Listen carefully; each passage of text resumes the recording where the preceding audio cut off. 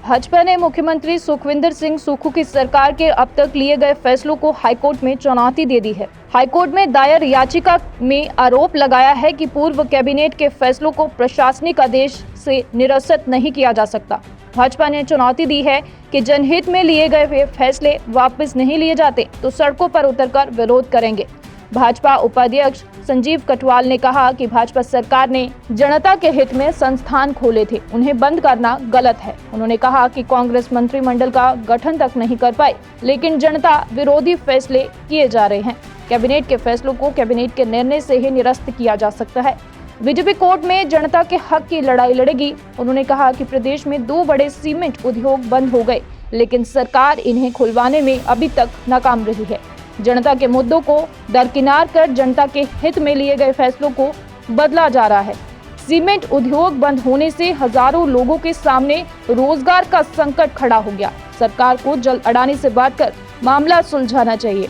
वहीं सुन्नी में सतलुज बांध पर 382 मेगावाट के हाइड्रो इलेक्ट्रिक पावर प्रोजेक्ट को मंजूरी के लिए उन्होंने केंद्र सरकार का धन्यवाद किया। कहा कि प्रदेश में सरकार जिसकी मर्जी से हो, मोदी हिमाचल को अपना दूसरा घर मानते हैं। इस प्रोजेक्ट की कुल लागत 2615 करोड़ रुपए है और ये सतलुज नदी पर ही बनेगा। इससे रोजगार के नए मार्ग सृजित होंगे। रामपुर से संवाददाता मीनाक्षी भारद्वाज की रिपोर्ट, EMI न्यूज हिमाचल। माननीय प्रधानमंत्री जी की कैबिनेट ने हिमाचल प्रदेश के लिए बहुत बड़ी सौगात दी।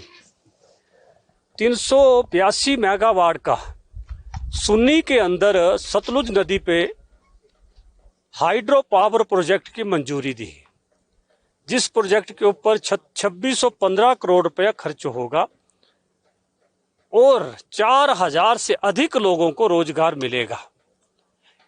तो इससे लगता है कि माननीय प्रधानमंत्री जी हिमाचल को बोलने में भी अपना घर नहीं मानते, लेकिन करके दिखाते हैं। हिमाचल के हित के लिए कोई भी योजना हो, परियोजना हो, उसको सबसे पहले हिमाचल को समर्पित करते हैं।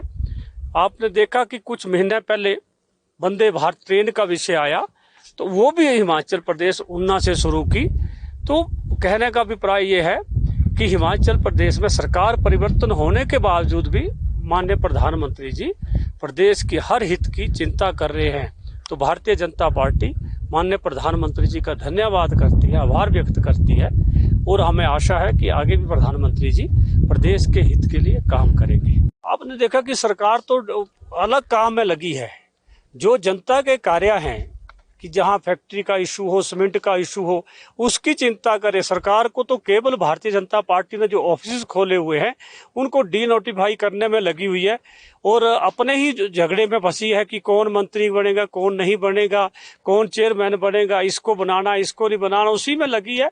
जो सरकार को चाहिए कि तुरंत जो इतने हमारे परिवार हैं, यहाँ पर 10-15 हज़ार के लगभग जो ट्रक ऑपरेटर हैं, वो 40-50 हज़ार के लगभग लोग इसमें आते हैं, उनको देखे, उनकी चिंता करे और सरकार को चाहिए कि अदानी ग्रुप से बात करे और तुरंत इसका समाधान करे। भारतीय जनता पार्टी इन ट्रक ऑपरेटरों के साथ कंधे से कंधा मिला के खड़ी है। हमारे पिछले सरकार के अंदर, रजीम के अंदर कोई भी ऐसी घटना नहीं हुई, लेकिन हम तो कांग्रेस सरकार से जब सत्ता आई है, बनते ही ये एक नया बखेड़ा शुरू कर दिया है। तो हम तो यही निवेदन करते हैं कि इसको सॉर्ट आउट करे और लोगों के हितों की रक्षा करे।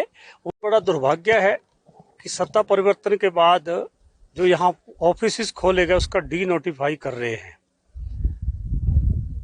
भारतीय जनता पार्टी की जब माननीय जयराम ठाकुर जी के नेतृत्व में सरकार थी, जितने भी ऑफिस हैं वो लोगों के डिमांड के ऊपर खोले गए थे। जो लोगों ने इच्छा जाहिर की थी, लोगों को लगता था, पब्लिक को लगता था कि हमें इस चीज़ की ज़रूरत है और सरकार को भी लगता है, सरकार ने ऑफिस खोले। और कई ऑफिस तो ऐसे थे जिनको लगभग 1 वर्ष हो रहा है, वहाँ चाहे वो स्टाफ बैठा हुआ है, काम लगा हुआ है, लेकिन सत्ता परिवर्तन के साथ बदले की भावना से कि भारतीय जनता पार्टी ने ऐसा क्यों किया, ऐसा क्यों किया, ये सारे ऑफिस को डी नोटिफाई कर दिए। तो कई बार ऐसा लगता है कि सरकार ही डी नोटिफाई है। तो मैं तो माननीय मुख्यमंत्री से निवेदन करता हूं कि वो अपनी कैबिनेट बनाएं, कैबिनेट बनाने के बाद अगला काम करें। वो उनका ये कि काम है, वो कैबिनेट की चिंता छोड़ के केवल ऑफिसों को डी नोटिफाई करना, यही काम लगा हुआ है। और भारतीय जनता पार्टी कोर्ट में गई है कि लोगों ने जो लोगों के हित के लिए, लोगों के जिनकी जरूरत थी, डिमांड के अनुसार जो ऑफिस खोले थे, उनको भारतीय जनता पार्टी कोर्ट के द्वारा बहाल करवाएगी और लोगों को जो उसका सदुपयोग या जिसका लाभ मिलने वाला है वो मिलेगा। तो मैं तो दोबारा यही कहूंगा कि भारतीय जनता पार्टी रुकने वाली नहीं है। इसी तरह चलता रहा तो भारतीय जनता पार्टी सड़कों में आके आंदोलन करेगी और अपने हक को लेगी। जो ऑफिस खोले उन ऑफिसों को शुरू करवाएगी।